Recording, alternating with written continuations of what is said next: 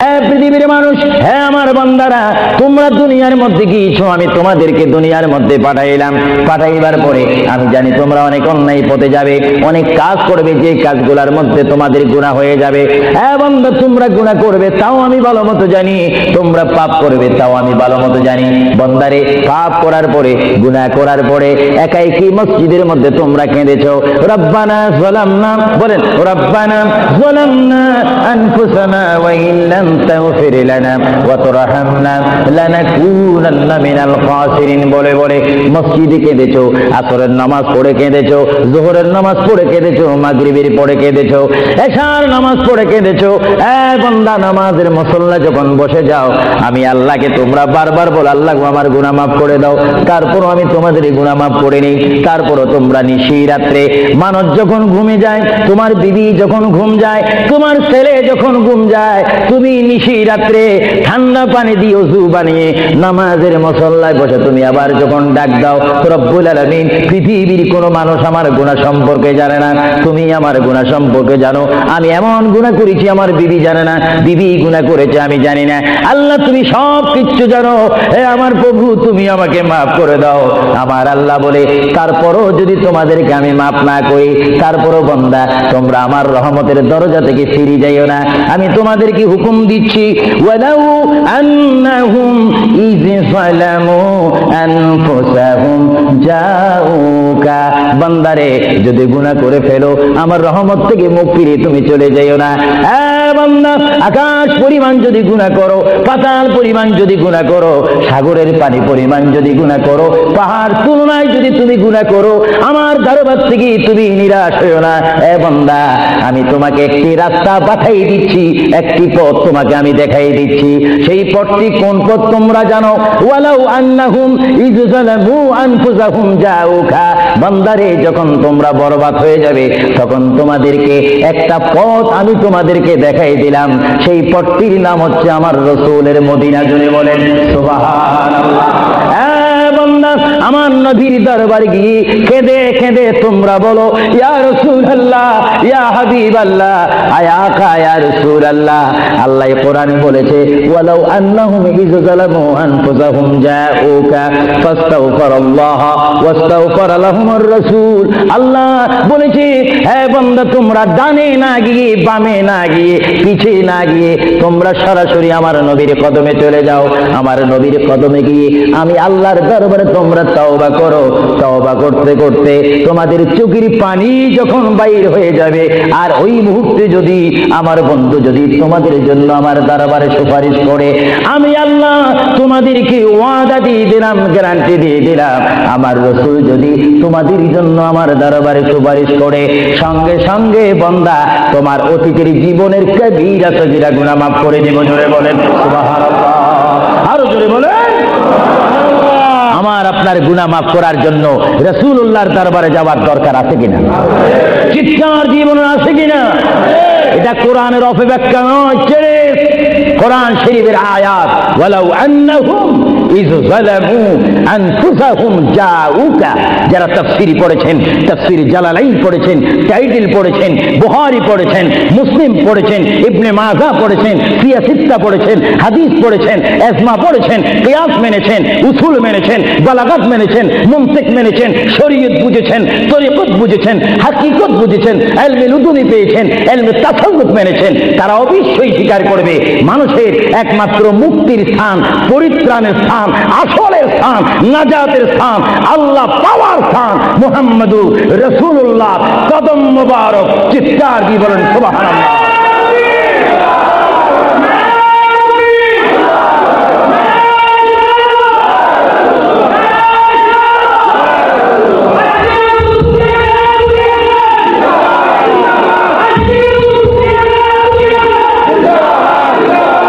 আপনারা সেই রাসূল চান কি চান না? অবশ্যই চাইবেন, না চাইলেও চাইবেন। কেন চান নেই? অবশ্যই আফসোস করবেন। কারণ পৃথিবীতে সন্তান রয়েছে, বিবির জন্য স্বামী রয়েছে, স্বামীর জন্য বিবি রয়েছে, সন্তানের পাশে মা রয়েছে, মায়ের পাশে সন্তান রয়েছে। এটার নাম দুনিয়া। আর দুনিয়া ও মাজরাতুল আখিরা। কিন্তু এই দুনিয়া যেই দিন জীবনের সমাপ্তি বিদায় ঘন্টা বেজে যাবে, সেই দিন সন্তান ইচ্ছা করে মায়ের পা ছেড়ে দিবে, পিতা তার মায়ের সামনে থেকে চলে যাবে, এমনি ভাবে সবাই বিচ্ছিন্ন হয়ে যাবে, সব চলে যাবে। একমাত্র সাথী হবে, আপন হবে, বন্ধু হবে, কবরের সঙ্গী হবে। সবাই বলেন মুহাম্মাদুর। আরো জোরে বলেন না মুহাম্মাদুর। আপনারা সেই যাবে, তখনই আমাদেরকে ঘোষণা করা হবে মরহুম। স্পিকার যখন ছিলাম, স্টেজ আসন গ্রহণ করে আন্তর্জাতিক বক্তা আবু সুফিয়ান আল কাদেরী বক্তব্য দিচ্ছে, আর যখনই আমার নিঃশ্বাসটা চলে যাবে, সেই দিন আন্তর্জাতিক শব্দ আর ব্যবহার হবে না। সেই দিন সবাই আমাকে বলবে, ইসলামিক আহলে সুন্নাহ ইসলামিক ফাউন্ডেশনের সকল সদস্যরা, সকল ইমানি ভাইয়েরা, সুন্নি মুসলমান ভাইয়েরা, তাওহীদ ও রিসালাত বিশ্বাসী ভাইয়েরা, সেই দিন আমাকে অবশ্যই ঘোষণা দিবেন মরহুম। জোরে বলেন কি? কিছুক্ষণ আগে আমি ছিলাম সাহেব, কিছুক্ষণ আগে ছিলাম আমি মাওলানা, কিছুক্ষণ আগে ছিলাম আল্লামা, কিছুক্ষণ আগে ছিলাম বিশ্বনন্দিত, কিছুক্ষণ আগে ছিলাম বিশ্ব মুফাসসির, আর এখন হয়ে গেলাম কি? মরহুম। অর্থাৎ এখন কি নাই? জীবন নাই, রূহ নাই, প্রাণ নাই। জোরে বলেন কি নাই? আমাদের সকলের বর্তমান এই মুহূর্তে আমার মা বোন বলেন, আমার ছোট ভাইয়েরা বলেন, বাবারা বলেন, আমার জ্ঞানী গুণী ভাইয়েরা বলেন, আমাদের মধ্যে প্রাণ আছে কিনা? এই প্রাণটা কি আপনার হুকুমের মধ্যে নাকি? আপনি জানেন চেয়ারে বসেছেন, আপনি জানেন যে মুহূর্তের মধ্যে আপনি কয়েকবার মৃত্যুবরণ করতেছেন। একটি নিঃশ্বাস যদি চলে যায়, বাইর হয়ে যায়, আরেকটি নিঃশ্বাস নেওয়ার ক্ষমতা নেই। যে তুই নিঃশ্বাস প্রতি মুহূর্তে, প্রতি সেকেন্ডে যিনি আমাদের মধ্যে নিঃশ্বাস দিচ্ছেন এবং বাহির হচ্ছে, আসতেছে এবং যাচ্ছে, এই নিঃশ্বাস হুকুম মানতেছে কার? আরো জোরে বলুন কার? হঠাৎ করে যদি বন্ধ হয়ে যায়, পলিসি শেষ, ব্যবসা শেষ, ঘরের সেই সামানা সৌন্দর্য, সেই চেয়ার পালং, সেই স্বর্ণ হীরা মুক্তা পাউন্ড ডলার রিয়াল সব কি শেষ। এসেছেন আপনি, এখান থেকে আপনার বেডে আর যদি মৃত্যু হন, আর ঘরে আপনাকে ঢুকাবে না। 2,000 পাউন্ড দ্বীপ ঘর খরিদ করেছেন, সেই ঘরে আপনার স্থান নেই। আপনাকে মরহুম বলে, মৃত্যু বলে আপনাকে ঘোষণা দেওয়া হবে, এই ঘরে তার স্থান নাই। তার এমন একটি স্থান যেখানে পৃথিবীর আলো নাই, বাতাস নেই, চেরাক নাই, লাইট নেই, সাথী নেই, সঙ্গী নেই, পাড়া পড়শি নেই, সমাজের কেহ নেই, রাষ্ট্রের কেহ নেই, বন্ধুত্ব কেহ নেই। এমন একটি জায়গায় তাকে পৌঁছে দেওয়া হোক, যেই জায়গার নাম বলা হয় আলমে বারজুখ। ওই যুগের প্রথম গাঠির নাম 3.5 হাত গড় হবে, সেই গড়টির নাম হবে কবর। চিৎকার দিয়ে বলুন সুবহানাল্লাহ। আরো জোরে বলুন না সুবহানাল্লাহ। সেই কবরে আমাদের যাওয়ার প্রোগ্রাম আছে কিনা? এই জন্য আমার বিষয় হচ্ছে কবর ও হাসর। কবর কি? কবরে আপনাকে যেতে হবে। সেই কবর কি? যার ডানে হবে মাটি, বামে মাটি, পিছনে মাটি, সামনে মাটি, উপরে মাটি, চতুর্দিক ষষ্ঠ দিক আপনার মাটি থাকবে। সেই জায়গার নাম হবে কবর। আল্লাহ রাব্বুল আলামিন এই জন্য কোরআন শরীফের মধ্যে বলেন, হে পৃথিবীর মানুষ, যেমনি ভাবে আমি তোমাদেরকে পাঠাইলাম আমার ইবাদত করার জন্য, তেমনি ভাবে আমি তোমাদেরকে কোরআনুল কারীমে আবার হুকুম দিলাম। আমার ভাইরা বলুন বিসমিল্লাহির রাহমানির রাহিম। ওয়ালা তামুতুন্না ইল্লা ওয়া আনতুম মুসলিমুন। জোরে বলেন সুবহানাল্লাহ।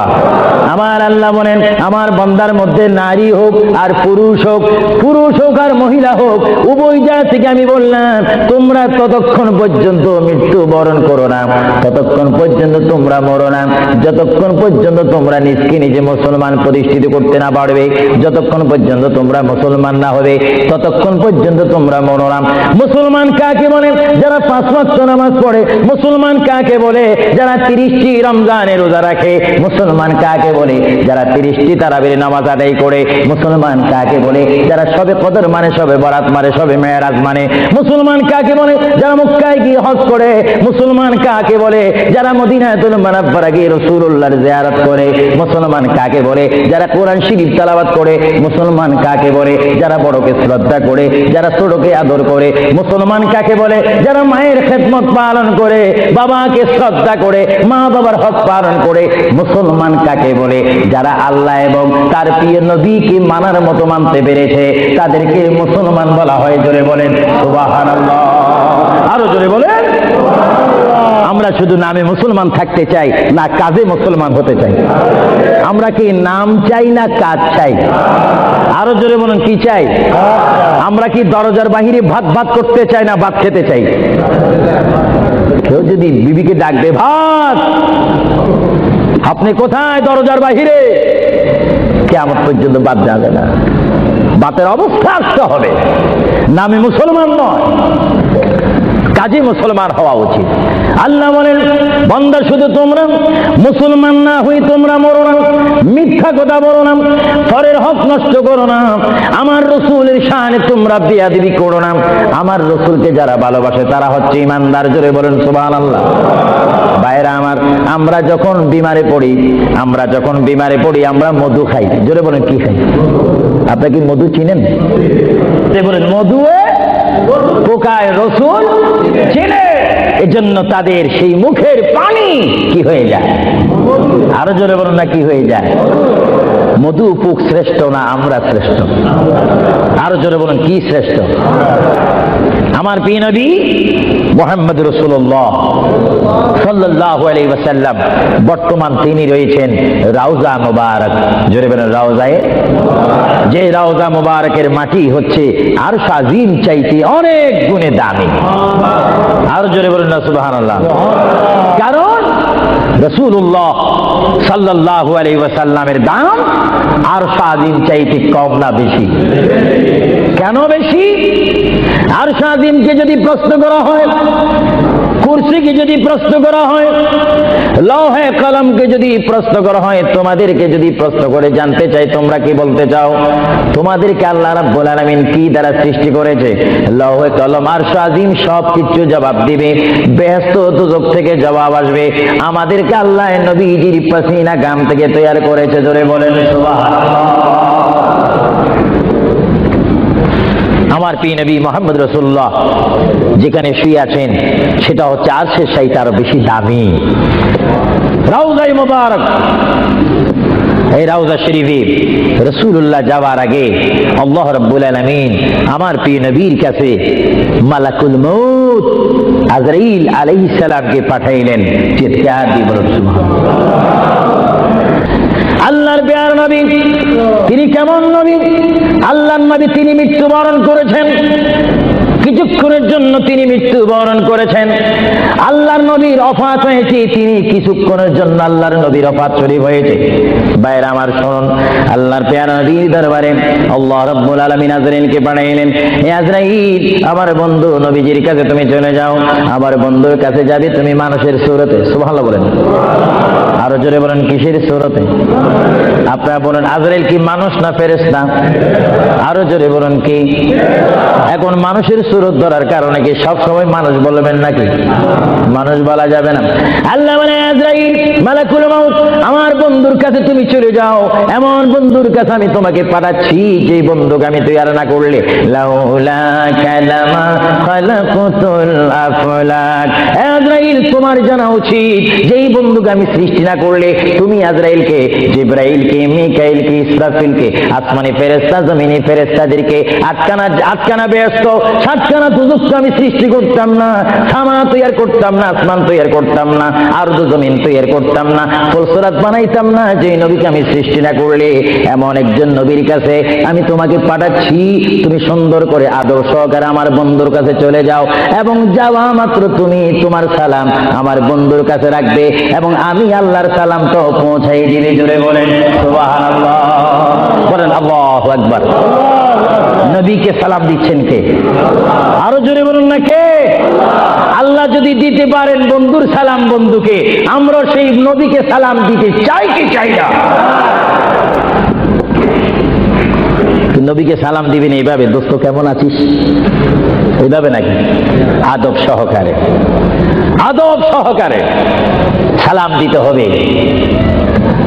পৃথিবীর যে কোনো জায়গায় বেয়াদবি চলে, কিন্তু রসুলের দরবারে কোনো বেয়াদবি চলে না। রসুলের দরবারে যদি কেউ বেয়াদবি করে, তার ইতিহাস আসমান ও জমিনের বিশ্ব নন্দিত শ্রেষ্ঠতম স্পিকার, যিনি হচ্ছেন মুআল্লিমুল মালায়েকা, যিনি বর্তমান স্টেজে রয়েছেন, মিস্টার ইবলিস শয়তান 6.5 লক্ষ বছর ইবাদত করেছে। রাসূলুল্লাহর নূর মুবারক অস্বীকার করার কারণে সঙ্গে সঙ্গে আমার আল্লাহ ফতোয়া দিয়েছেন, আবা ওয়াস্তাগবারা ওয়া কানা মিনাল কাফিরিন।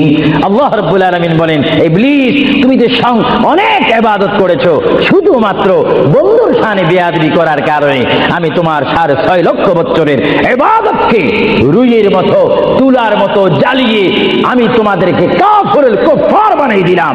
কারণ আমি আমার নবীর শানে যদি কেউ বেয়াদবি করে, সেটা আমি আল্লাহ বরদাস্ত করি না। চিৎকার দিয়ে বলেন সুবহানাল্লাহ, আরো জোরে বলেন না সুবহানাল্লাহ। কি বলতেছিলাম ভাইয়েরা আমার? আল্লাহর প্রিয় নবী, দু জাহানের বাদশা নবী মুহাম্মদুর রাসূলুল্লাহর দরবারে আজরাইল আলাইহিস সালাম আসলেন। এবার আজরাইল এসে সালাম দিচ্ছে। আমার ভাইয়েরা বলুন, আসসালাতু ওয়াসসালামু আলাইকা ইয়া রাসূলুল্লাহ। সবাই জোরে বলেন মুহাব্বতে। ফেরেশতারা ক্যাসেট করতেছে, এই সালামের আওয়াজ অবিশ্বাস্য নিজ কানে হাসরের ময়দানে শুনতে পারবেন। চিৎকার দিয়ে বলেন সুবহানাল্লাহ। আমার বুড়ো বুড়ো বাবারা, আমার যুবক ভাইয়েরা, আমার জ্ঞানী গুণী ভাইয়েরা, শিক্ষিত ভাইয়েরা, মা বোনেরা, সবাই বলুন, আসসালাতু ওয়াসসালামু আলাইকা ইয়া রাসূলুল্লাহ, আসসালাতু ওয়াসসালামু আলাইকা ইয়া হাবিবাল্লাহ।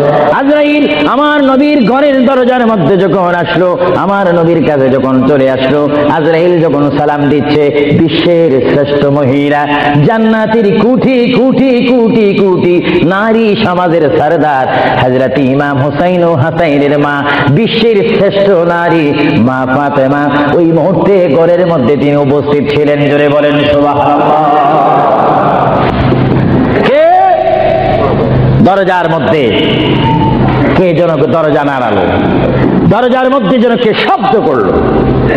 মা ফাতেমা কিছুক্ষণ পরে দরজার ভিতর থেকে, ঘর থেকে আল্লাহর নবীর সামনে তিনি বসান। মা ফাতেমা হঠাৎ করে ডাক দিলেন, কে ঘরের দরজার মধ্যে দরজা নাড়াচাড়া করতেছেন? কে আপনি? কে মানান? বাইরে থেকে জবাব দিচ্ছি, আনা মালাকুল মউত, আনা আজরাইল। এই কথা বলার পরে মা ফাতেমা চোখের পানি ছেড়ে দিলেন। মা ফাতেমা চিৎকার দিয়ে বললেন, ইয়া রাসূলুল্লাহ, ইয়া হাবিবাল্লাহ, আমার জীবনে আমি এমন কোন মানুষ দেখিনি, দরজা খোলার পর আমি দেখলাম তার পাওটা হচ্ছে জমিনে আর তার মাথা দেখা যাচ্ছে আসমানে। ইয়া রাসূলুল্লাহ, এমন একটি ভয়ঙ্কর মানুষ আমার জীবনে আমি দেখিনি। আল্লাহর নবী চক্ষু মোবারকের পানি মোবারক ছেড়ে বলে, মা, ও মা, তুমি দেরি করো না, দরজা খুলে দাও, আল্লাহর মেহমান আমার দরবারে এসেছে, মেহমানকে বসতে জায়গা দাও। ইনি হচ্ছে মালাকুল মউত, যে বাবার থেকে সন্তানকে নিয়ে যায়, সন্তান থেকে বাবাকে নিয়ে যায়, মা থেকে ছেলে নিয়ে যায়, ছেলের থেকে মা নিয়ে যায়, এর নাম হচ্ছে মালাকুল মউত আজরাইল। হে আমার মা ফাতেমা, তোমার কোনো কথা বললে আমাকে বলে দাও, কিছুক্ষণ পরে আমি দুনিয়া ছেড়ে আমার আল্লাহর মহান দিদারে চলে যাব। জোরে বলেন সুবহানাল্লাহ, বলেন আল্লাহু আকবার, আরো জোরে বলেন আল্লাহু আকবার।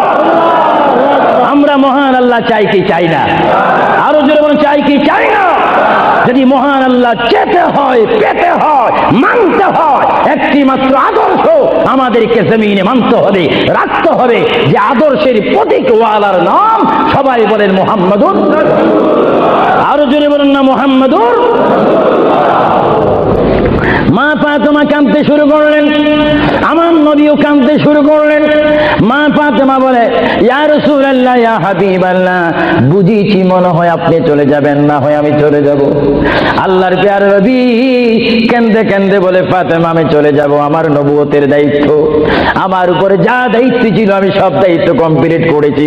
হ্যাঁ ফাতেমা, শুধু আমি বিশ্ববাসীর জন্য নবী নয়, বিশ্ববাসীর জন্য আমি শুধু রহমত নয়, কবরের মধ্যে যারা অবস্থান করেছে তাদের জন্য আমি পয়গাম্বার। আমার দায়িত্ব যেমন দুনিয়াওয়ালাদের জন্য রয়েছে, তেমন কবরের মধ্যে যারা গিয়েছে তাদের জন্য রয়েছে। আজকে আমি যদিও দুনিয়া থেকে চলে যাই, কবরের মধ্যে কোটি কোটি উম্মত রয়েছে, তাদের জন্য আজকে আনন্দের দিন। জোরে বলেন সুবহানাল্লাহ, আরো জোরে বলেন সুবহানাল্লাহ। আমার নবী যেমন দুনিয়ার নবী, তিনি তেমন আখিরাতেরও নবী। তিনি যেমন বিশ্ববাসীর জিন্দা যারা রয়েছেন, নারী সমাজ, মহিলা সমাজ, পুরুষ সমাজ, আমাদের জন্য নবী যেমন রহমত, যারা কবরের মধ্যে নারী পুরুষ অবস্থান করেছে তাদের জন্য আমার নবী রহমত। চিৎকার দিয়ে বলেন সুবহানাল্লাহ। এই জন্য আমার আল্লাহ রাব্বুল আলামিন বলেন, 3,24,000 পয়গম্বর আদম থেকে শুরু করে ঈসা নবী পর্যন্ত কোন নবীর শানে আমি যে আয়াত ফিট করিনি, আমার আল্লাহ বলেন এই ধরনের আয়াত শুধু আমার নবীকে আমি দান করেছি। এই জন্য আমার আল্লাহ বলেন, আমার ভাইয়েরা বলুন, মা বোনেরা বলুন, বিসমিল্লাহির রহমানির রহিম, ওয়া মা আরসালনাকা ইল্লা রাহমাতান লিল আলামিন। আমার আল্লাহ বলে, হাবিব, হে আমার বন্ধু, হে মুহাম্মদুর রাসূলুল্লাহ, আপনাকে আমি আসমানের জন্য, জমিনের জন্য, আরশের জন্য, কুরসির জন্য, মানুষের জন্য, জিন জাতির জন্য, ফেরেশতার জন্য, আমার সৃষ্টির মধ্যে যত সৃষ্টি রয়েছে সকল সৃষ্টির মালিক হচ্ছে আমি আল্লাহ রব্বুল আলামিন। আর সকল সৃষ্টির জন্য রহমত হচ্ছেন আপনি রহমাতুল লিল আলামিন। হাবিব, আমি আল্লাহ, যেখানে আল্লাহর ক্ষমতা থাকবে সেখানে আপনার রহমতের ক্ষমতা অবশ্যই থাকবে। জোরে বলেন সুবহানাল্লাহ, বলেন আল্লাহু আকবার। যেখানে আমার আল্লাহ বলেন সেখানে মুহাম্মাদুর, আরো জোরে বলেন, যেখানে আল্লাহ সেখানে মুহাম্মাদুর। প্রিয় ভাইয়েরা আমার, মুহাম্মদ রাসূলুল্লাহর দরবারে মালাকুল মউত অবস্থান করেছেন, উপস্থিত হয়েছেন, এসে গেল। আল্লাহর প্রিয় নবী মুহাম্মদ রাসূলুল্লাহ সাল্লাল্লাহু আলাইহি ওয়াসাল্লাম মা ফাতেমাকে ডাক দিয়ে বলে, হে আমার কন্যা ফাতেমা, তোমাকে আমি জানিয়ে দিতে চাই আমার আর বেশি সময় নেই। তোমার যদি কোনো কথা থাকে তুমি আমাকে বলে দাও, আমি তোমার কথাগুলো শুনবো। মা ফাতেমা ইয়া রাসূলুল্লাহ বলে একটা চিৎকার মেরে ঘর থেকে বাইর হয়ে মসজিদে নববীর সামনে চলে গেল। মা ফাতেমা সেখানে গিয়ে দেখে ইমাম হাসান হোসেন খেলাধুলা করতেছে। মা তার সন্তানকে ডাক দিচ্ছে, হাসান আর হুসাইন, তোমরা বুঝি এখানে তোমরা খেলাধুলা করতেছো? আমার বাবা বিশ্বনবী মুহাম্মদুর রাসূলুল্লাহ সাল্লাল্লাহু আলাইহি ওয়াসাল্লাম দুনিয়া থেকে চলে যাচ্ছে, তোমাদের যদি কিছু চাওয়ার থাকে, পাওয়ার থাকে, তোমরা আমার বাবার কাছে চলে যাও। আল্লাহ রাব্বির নাতি ইমাম হাসান হোসেন ইয়া নবী বলে বলে, ইয়া রাসূল বলে বলে চিৎকার দিয়ে তারা আমার নবীর কাছে চলে আসলো। কিতাবের মধ্যে আসে দুনো ভাই আল্লাহর নবীকে জড়ায় ধরে বলে, নানা গো, ও নানা, আমাদের বাবা আলীর মতো গরিব সাহাবী দুনিয়ার মধ্যে নাই। হ্যাঁ নানা, আমাদের মা ফাতেমা জান্নাতের মহিলাদের সরদার বলে আপনি ঘোষণা দিয়েছেন, আমাকে জান্নাতের নওজওয়ানদের সরদার বলে ঘোষণা দিয়েছেন। নানা গো, পৃথিবীর বুকে থাকতে হলে তো পেটের প্রয়োজন আছে, খিদার প্রয়োজন আছে। ও নানা, যখন দুনিয়ার মধ্যে খিদা পাইতো 3 দিন 4 দিন পর্যন্ত আমার মা গুনে চুলাতে আগুন দিতে পারতেন না। টাকা নাই, পয়সা নাই, চুলাতে পর্যন্ত আগুন জ্বলে না, পাথর বেঁধে বেঁধে আমরা রাত্রে ঘুমাইতাম। ইয়া রাসূলুল্লাহ, ইয়া হাবিবাল্লাহ, আপনার রহমতের চেহারার দিকে যখন নজর করতাম আমাদের পেটটা ভরে যাইতো, খিদার কথা আমরা ভুলিয়ে যাইতাম। ইয়া রাসূলুল্লাহ, আপনি যদি দুনিয়া থেকে চলে যান আমরা যার চেহারার দিকে নজর করে আমাদের পেটের খিদা দূর করব। আল্লাহর নবী চক্ষু মুবারকের পানি ছেড়ে বলে, হাসাইন আর হুসাইন তোমরা কেঁদো না, যতবার তোমরা নামাজ পড়বে আর নামাজের মধ্যে তোমরা বলবে আসসালামু আলাইকা আইয়ুহান নাবিয়্যু ওয়া রাহমাতুল্লাহি ওয়া বারাকাতুহু, যতবার তোমরা আমাকে সালাম দিবে ততবার আমি তোমাদের সামনে উপস্থিত থাকবো। জোরে বলেন সুবহানাল্লাহ, বলেন আল্লাহু আকবার। মুহাম্মদ রাসূলুল্লাহ সাল্লাল্লাহু আলাইহি ওয়াসাল্লাম তিনি নিজে কাঁদেন, হাসাইন কাঁদেন, হুসাইন কাঁদেন, আলীও কাঁদেন, ফাতেমাও কাঁদেন। আজরাইল বলেন তিনি আজরাইলও কান্দা শুরু করেছেন, আমি পৃথিবীতে বহু মানুষের রূহ নিয়েছি, প্রাণ নিয়েছি, কিন্তু আমি মালাকুল মউত কোনোদিন কাঁদিনি। এখন আওলাদ রাসূলের অবস্থা দেখে যখন আজরাইলও কাঁদতেছেন, আল্লাহর প্রিয় নবী সাল্লাল্লাহু আলাইহি ওয়াসাল্লাম মা ফাতেমাকে ডাক দিলেন, হে আমার মেয়ে, তোমাকে আমি কত আদর করেছি, তোমার কোনো কথা আছে কিনা?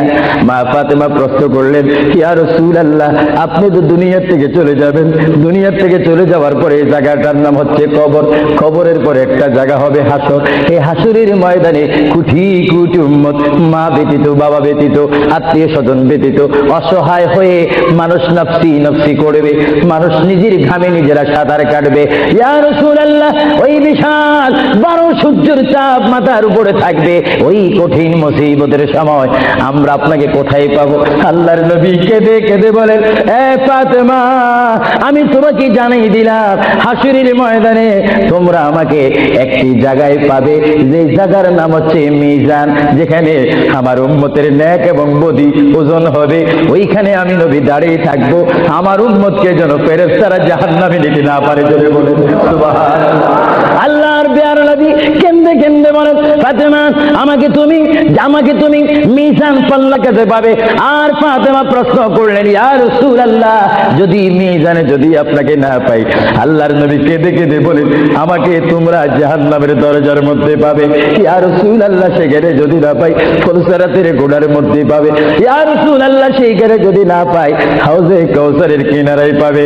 মা ফাতেমা কেঁদে কেঁদে বলেন, বাবা গো ইয়া রাসূলুল্লাহ, এতে টাইমে যদি 4টি জায়গার মধ্যে যদি আপনার উম্মত মুসিবতের মধ্যে পড়ে যায়, আপনার একা পক্ষে কিভাবে সম্ভব হবে তাদেরকে রক্ষা করার জন্য?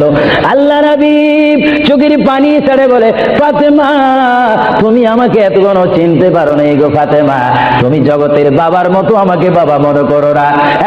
ফাতেমা, আকাশে যখন বৃষ্টি হয়, ওই বৃষ্টি পড়ার আগে আকাশে বিজলি মারে ঝিলিক মিলিক করে। ফাতেমা, আমার উম্মত গুনাহগারকে আমি রক্ষা করার জন্য বৃষ্টির মতো হাসরের ময়দানে দৌড়াদৌড়ি করব, একটা উম্মত আমি জাহান্নামে যাইতে দেব না। জোরে বলেন সুবহানাল্লাহ। আল্লাহর প্রিয় নবী, দু জাহানের বাদশা নবী মুহাম্মদুর রাসূলুল্লাহ সাল্লাল্লাহু আলাইহি ওয়াসাল্লাম, তিনি কেমন নবী? আল্লাহর প্রিয় নবী, দু জাহানের বাদশা নবী, তিনি ফাতেমার সাথে এই কথাগুলো বললেন। এই জন্য আমার ভাইয়েরা, যারা জ্ঞানী গুণী ভাইয়েরা রয়েছেন, জীবন পেয়েছি, জীবনটা পাওয়ার আগে মায়ের পেটের মধ্যে ছিলাম, মায়ের পেটে আসার আগে আমরা রূহ জগতের মধ্যে ছিলাম, রূহ জগতে আসার আগে আমরা কুদরতের মধ্যে ছিলাম। ভাইয়েরা আমার, প্রথম ছিলাম কুদরতের মধ্যে, তারপর আমি আপনি এসেছি আলমে আরওয়াহ রূহ জগতের মধ্যে, তারপরে বাবা এবং মায়ের মাধ্যমে আমরা এসেছি মায়ের পেটের মধ্যে।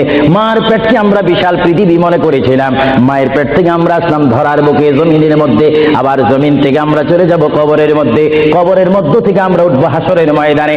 হাসরের ময়দান কঠিন ময়দান হবে, যেই ময়দান নাম হাসরের ময়দান, যে ময়দানে 12টি সূর্যের তাপ এক মোড়ম হাতের উপরে থাকবে, নিজেরা নিজের গামে সাঁতার করবেন, ইয়া নাফসি বলে বলে আমরা চিৎকার মারবো।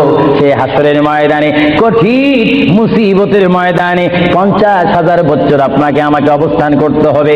আর সেই কঠিন হাসরের ময়দানে আমার নবী নিজেই হাদিস শরীফের মধ্যে বলেন, শাফাআতি লিআহলিল কাবাইর মিন উম্মতি। আল্লাহর প্যারা নবী হাদিস শরীফের মধ্যে বলেন, ওই ধরনের ওই শ্রেণীর উম্মতের জন্য আমার সুপারিশের দরজা খোলা থাকবে, যেই সমস্ত উম্মত আল্লাহর জমিনে গুনাহ করেছে, গুনাহ করার পরে আমার আল্লাহ ক্ষমা করেনি, বান্দা কাঁদার মতো কেঁদেছে, তারপর আল্লাহর দয়া হয়নি। ওই হাসরের ময়দানে উম্মতের চেহারা দেখে দেখে আমি নবী তাদের ডাইন হাত ধরে ধরে আমি সুপারিশ করে করে আমার মহান আল্লাহর গোসাকে পানি করে আমার উম্মত গুলিকে আমি জান্নাতে পৌঁছাই দেব। জোরে বলেন সুবহানাল্লাহ, বলেন ইয়া রাসূলুল্লাহ, আরো জোরে বলেন না ইয়া রাসূলুল্লাহ। নবী নবী বলেন শাফাআতি লিআহলিল কাবাইরে মিন উম্মতি, আমার গুনাহগার উম্মত যাদের অন্তরে আমার প্রেম ভালোবাসা রয়েছে, আমি রাসূল পাখির মতো উড়িয়ে উড়িয়ে হাসরের ময়দানে আমার উম্মতগুলিকে আমি ডান হাতে ধরে ফুলসিরাত না দেখে মতো তাদেরকে আমি জান্নাতে পৌঁছাই দেব। বলেন না সুবহানাল্লাহ। এই ক্ষমতা রাসূলুল্লাহকে দিয়েছেন কে? আরো জোরে বলুন কে? এবার আমার নবী মালাকুল মউত আজরাইলকে ডাক দিলেন, এ মালাকুল মউত আজরাইল, তুমি তোমার কাজ করতে পারো। আজরাইল ইসলাম বলে, ইয়া রাসূলুল্লাহ, দেখেন আমার নবীর মউত কি রকম। আজকে অনেকে বলেন নবীর মরে গিয়েছে, ভালো কথা তারা জানেন না বলে এই কথা বলেন। আমি ভাই ফিতনা চাই না, ঝগড়া চাই না, কাটাকাটি চাই না, কিন্তু কেউ যদি কাউকে গালি দেয়, কিন্তু গালির যদি কিছু জবাব দেওয়া না হয় তাহলে গালিটা সত্য হয়ে যায়। এর জন্য মাঝে মাঝে আমি কিছু বলি, কিন্তু ঝগড়া করা আমাদের ইসলামের দায়িত্ব নয়। আমাদের ইসলামিক দায়িত্ব হচ্ছে কু আনফুসাকুম ওয়া আহলিকুম নারা। আল্লাহ বলে, বান্দারে তুমি নিজেই জাহান্নামের আগুন থেকে বাঁচো, তোমার আহলকে, তোমার জাতিকে, তোমার দেশকে বাঁচাও। তুমি নিজেই জাহান্নামের আগুন পছন্দ করো না, কেউ যাক সেটাও পছন্দ করো না, নিজেও জাহান্নাম থেকে মুক্তি দিয়ে জান্নাত অবস্থান করো, অপরকেও জান্নাতে যাওয়ার দাওয়াত দিয়ে দাও। জোরে বলেন সুবহানাল্লাহ। আল্লাহ রাব্বুল আলামিনের প্রিয় নবী মুহাম্মদুর রাসূলুল্লাহ সাল্লাল্লাহু আলাইহি ওয়াসাল্লাম আজরাইলকে বললেন, আজরাইল এবার তোমার কাজ তুমি করো। আজরাইল বলে, হুজুর আমি ততক্ষণ পর্যন্ত কাজ করব না যতক্ষণ পর্যন্ত আপনি ইজাজত না দিবেন। সুবহানাল্লাহ বলেন। কি চাচ্ছেন? ইজাজত, হুকুম চাচ্ছেন। হুজুর আপনি যদি হুকুম না করেন আপনার প্রাণটি নেওয়ার ক্ষমতা আমার নেই। মহান আল্লাহ রাব্বুল আলামিন আমাকে আপনার দরবারের আদব শিক্ষা দিয়েছে, আপনাকে যদি কবরে যেতে হয় আর সেখান থেকে যদি হাসর উঠতে হয়, অবশ্যই আমি যেন আপনার থেকে হুকুম নিই, এজাজত নিই। যদি হুকুম এজাজত না নিয়ে যদি প্রাণটা নিয়ে যাই তাহলে আমার ক্ষমতা আল্লাহ চিনিয়ে নেবেন। চিৎকার দিয়ে বলেন সুবহানাল্লাহ। আল্লাহর প্রিয় নবী চক্ষু মুবারকের পানি মুবারক ছাড়লেন। ভাইয়ের আমার, পৃথিবীর কোন মানুষ ঈমান নিয়ে মরে যদি তার মুখে কলমা থাকে, জোরে বলেন কি থাকে? কলমাটা আপনারা সবাই বলেন, লা ইলাহা ইল্লাল্লাহ। জোরে, লা ইলাহা লা ইলাহা ইল্লাল্লাহু মুহাম্মাদুর রাসূলুল্লাহ। ঈমানের চাইলে যেমন আল্লাহর নাম আপনার মুখে আসতে হবে, পুরুষ বলেন আর মা বোনেরা বলেন, প্রত্যেকের মুখে যেমন মৃত্যুর টাইমে আল্লাহর নাম আসতে হবে, তেমনি ভাবে সঙ্গে সঙ্গে নবীর নামও আসতে হবে কি হবে না? নবীর নাম বাদ দিয়ে কলমা পড়া হবে না। আল্লাহর প্রিয় নবী, দুজানের বাচ্চা নবী, তিনি ইন্তেকাল, তার মৃত্যু হবে, তিনি দুনিয়ার থেকে চলে যাচ্ছেন। তিনি কোন কলমা পড়েছেন? আল্লাহর প্রিয় নবী দুনিয়ার থেকে চলে যাওয়ার টাইমে তিনি এই কলমা পড়েছেন, এই কথা বলেছেন। আমার ভাইয়েরা বলেন, রব্বি হাবিলি উম্মতি, রব্বি হাবিলি উম্মতি। আল্লাহ আমি এখন পৃথিবীর থেকে চলে যাব, যাওয়ার টাইমও তোমাকে ডাক দিচ্ছি, রব্বি হে আমার রব, রব্বি হে আমার আল্লাহ, হাবলি উম্মতি, তোমার কাছে আর কিছু চাই না, আমার উম্মত গুলাকে মাফ করে আমাকে দিয়ে দাও। জোরে বলেন সুবহানাল্লাহ। বলেন আল্লাহু আকবার। কিন্তু মানুষ যখন কবরে যায় কলমা পড়তে হয় কি হয় না? ঈমান। কিন্তু আমার নবী যদি আমাদের মতো মানুষ হয়ে থাকেন, তিনি কাল কলমা পড়ে কবরে গিয়েছেন। প্রশ্ন বুঝতে কোনো কষ্ট হয়? আমরা তো কলমা পড়ি কোথায় যেতে চাই? কবর। জোরে বলুন, আমরা কি পড়তে হবে? কলমা শরীফ পড়ে অবশ্যই আমাদেরকে যেতে হবে কোথায়? কবরে। কিন্তু আমার নবী যদি আমাদের মতো মানুষ হয়ে থাকেন তাহলে মুহাম্মদুর রাসূলুল্লাহ কি কার কলমা পড়ে তিনি কবরে গিয়েছেন? আল্লাহর নবীর কলমা ছিল লা ইলাহা ইল্লাল্লাহু ইন্নী রাসূলুল্লাহ। চিৎকার দিয়ে বলেন সুবহানাল্লাহ। আল্লাহর নবী বলেছেন লা ইলাহা ইল্লাল্লাহ, আল্লাহ ছাড়া কোনো মাবুদ নাই, ইন্নী রাসূলুল্লাহ, নিশ্চয় নিশ্চয় আমি আল্লাহর রাসূল। জোরে বলেন সুবহানাল্লাহ। এই জন্য সমাজে রয়েছে, নিজে যাকে বড় বলে বড় সেই নয়। বলেন, নিজে যাকে বড় বলে বড় সেই নয়, দশে যাকে বড় বলে বড় সেই হয়। আল্লাহর নবী বলে, তোমরা যদি নিজকে নিজে বড় বলো তোমরা বড় হবে না, কিন্তু আমার বেলায় এটা ব্যতিক্রম। আমি নিজকে নিজে বলতেছি ইন্নী রাসূলুল্লাহ, আমি আল্লাহ রসুল, আমাকে যারা মানবে তারা সাহাবী জান্নাতি, আমাকে যারা মানবে না তারা বেদিন, তারা জাহান্নামী। জোরে বলেন সুবহানাল্লাহ। আল্লাহর প্রিয় নবী উম্মতি উম্মতি বলে কাঁদতেছেন। কেঁদে কেঁদে তিনি আজরাইলকে হুকুম দিলেন, আপনার কাজ আপনি করতে পারেন। আজরাইল ইসলাম আল্লাহর প্রিয় নবীর সিনা মুবারকের উপর হাত রাখলেন। হাত মুবারক রাখার পরে এই মুহূর্তের মধ্যে আল্লাহর নবী, দুজানের বাচ্চা নবী, তিনি একটা চিৎকার মারলেন, ও ভাই আজরাইল তুমি কি করতেছো? ইয়া রাসূলুল্লাহ আপনার রূহ মুবারক আমি বাহির করতেছি। আজরাইল তুমি কি করতেছো? ইয়া রাসূলুল্লাহ আপনার রূহ মুবারক আমি নিয়ে যাচ্ছি। আমার নবী চিৎকার দিয়ে বলে, ভাই আজরাইল তোমাকে একটু আমি অনুরোধ করে তুমি একটু দেরি করো, তুমি আমার বুকের উপরে কি রেখেছো? ইয়া রাসূলুল্লাহ আপনার বুক মোবারকের উপর আমি শুধু হাতটা রাখলাম। আজরাইল তুমি বুঝি হাত রেখেছো? আমার অনুভব হয় যেন 7টা আসমান আর 7টা জমিন আমার বুকের মধ্যে দিয়েছো। আজরাইল 7টা আসমান আর 7টা জমিন যেন তুমি আমার বুকের উপরে দিয়েছো। এই মৃত্যুর যন্ত্রণা আমি সহ্য করতে পারি না। তবে তোমাকে আমি অনুরোধ করি, আমার উম্মত গুনাহগার হবে, আমার উম্মত বদকার হবে, আমার উম্মত আমাকে না দেখে দেখে ইয়া নবী ইয়া রাসূল বলবে, আমার উম্মতরা তোমার এই কষ্ট সহ্য করতে পারবে না। আজরাইল তোমাকে আমি অনুরোধ করে গেলাম, কিয়ামত পর্যন্ত যত কোটি কোটি উম্মত পৃথিবীর বুকে মৃত্যুবরণ করবে, সকলের কষ্টটুকু তুমি আমাকে দিয়ে দাও, আমি নবী সহ্য করব, তবু আমার উম্মত সহ্য করতে পারবে না। জোরে বলেন সুবহানাল্লাহ।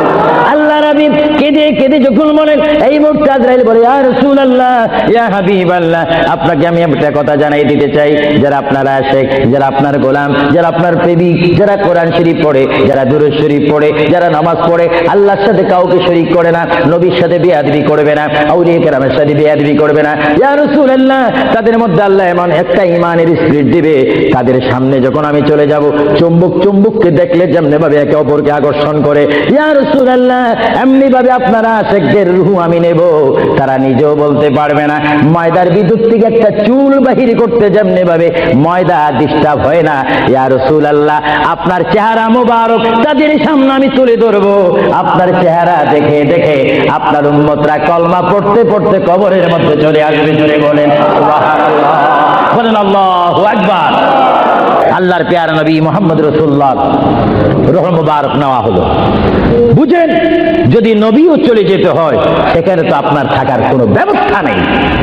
চিন্তা করেন আপনার ঘরটা কত লক্ষ টাকার, আপনার অবস্থান কত কোটিপতি শিল্পপতি, সব মিথ্যা, সব বানোয়াট, আমার আপনার পর হবে, কিচ্ছু সঙ্গে যাবে না, একমাত্র রাসূলুল্লাহর সুন্নাত, আল্লাহর হুকুম, রাসূলুল্লাহর আদর্শ, আমার আপনার কবর ও হাসরের নাজাতের ফয়সালা হবে। চিৎকার দিয়ে বলেন সুবহানাল্লাহ।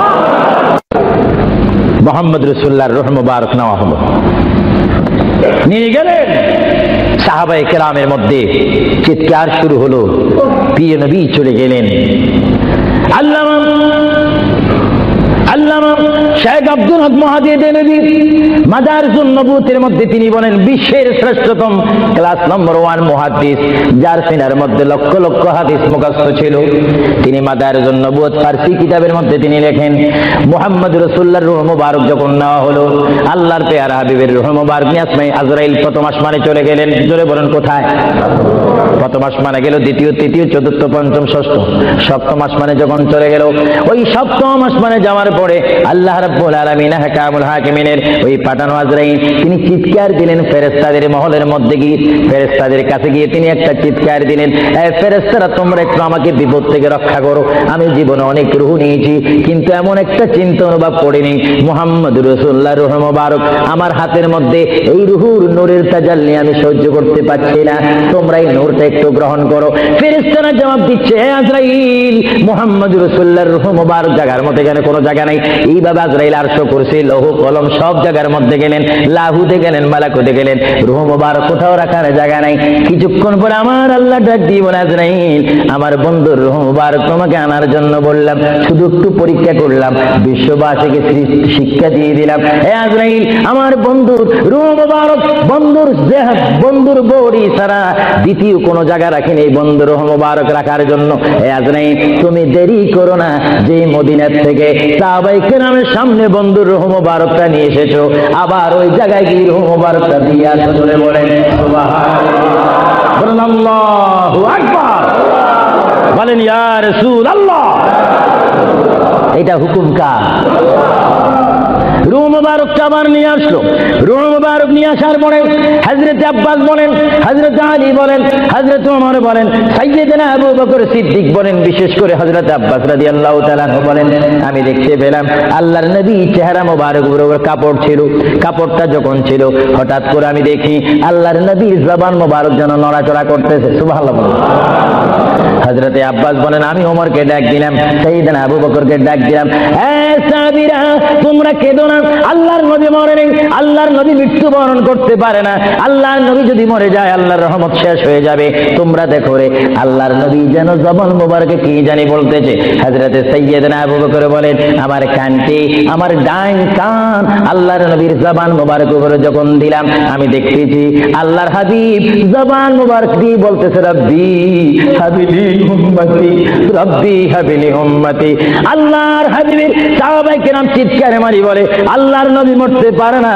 আল্লাহর নবীর কাফন মোবারকের কাপড় যখন একটু সরানো হলো, আমার নবী একটু মুস্কি হাসি দিলেন। সাইয়্যিদনা আবু বকর বলেন, আমি রাসূলের মুস্কি হাসি দেখে একটা ইঙ্গিত পেলাম, আমাকে এই অবস্থাও তোমরা কবর দিতে হবে। জোরে বলেন সুবহানাল্লাহ, আরো জোরে বলেন।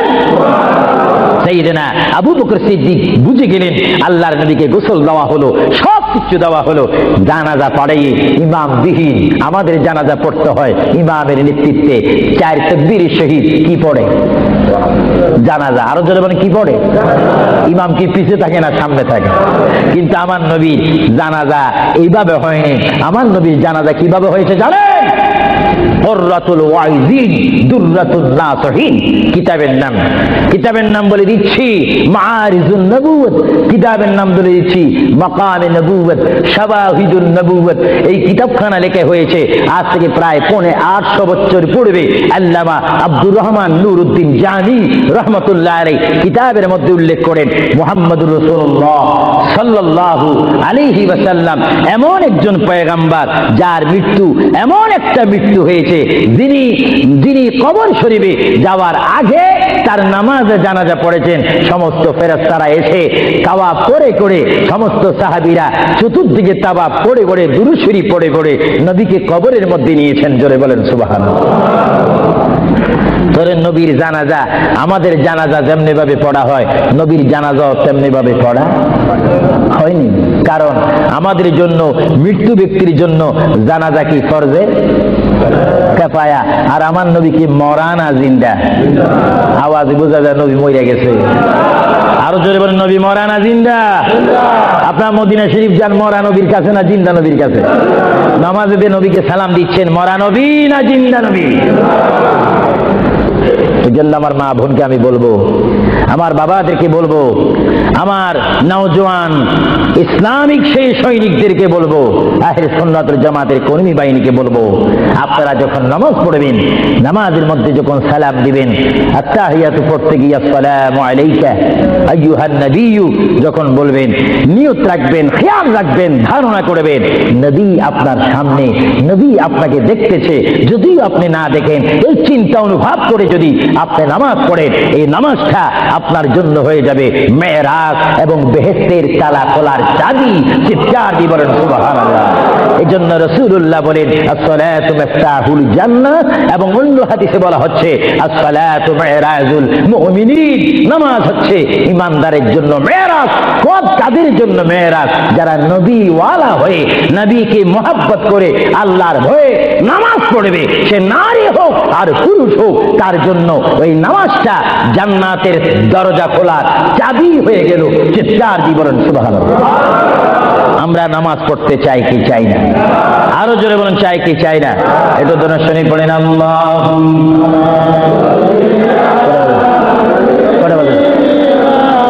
মাওলানা মুহাম্মদ ওয়া আলা আলি সাইয়্যিদিনা। এটা জোরে জোরে মুহাব্বতে বলুন আল্লাহ।